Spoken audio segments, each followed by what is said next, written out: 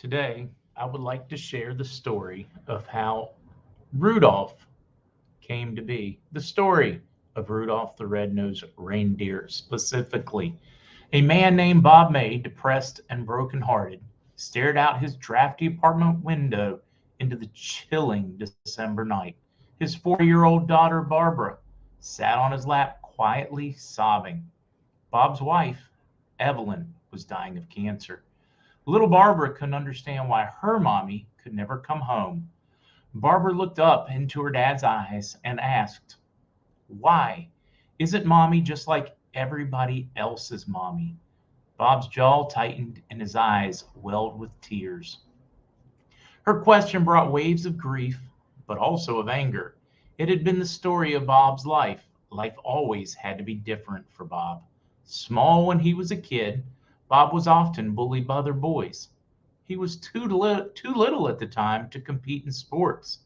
He was often called names he'd rather not remember. From childhood, Bob was different and never seemed to fit in. Bob did complete college, married his loving wife, and was grateful to get his job as a copywriter at Montgomery Ward during the Great Depression. Then he was blessed with his little girl, but it was all short-lived. Evelyn's bout with cancer stripped them of all their savings, and now Bob and his daughter were forced to live in a two-room apartment in the Chicago slums. Evelyn died just days before Christmas in 1938. Bob struggled to give hope to his child, for whom he couldn't even afford to buy a Christmas gift. But if he couldn't buy a gift, he was determined to make one. A storybook. Bob created an animal character in his own mind and told the animal's story to little Barbara to give her comfort and hope. Again and again, Bob told the story, embellishing it more with each telling. Who was the character? What was the story all about? The story Bob May created was his own autobiography in fable form. The character he created was a misfit outcast like he was. What was the name of the character? A little reindeer named Rudolph, with a big shiny nose. Bob finished the book just in time to give it to his little girl on Christmas Day, but the story doesn't end there. The general manager of Montgomery Ward caught wind of the little storybook and offered Bob May a nominal fee to purchase the rights to print the book.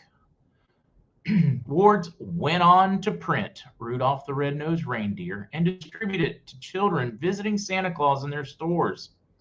By 1946, Wards had printed and distributed more than 6 million copies of Rudolph. That same year, a major publisher wanted to purchase the rights from Wards to print an updated version of the book.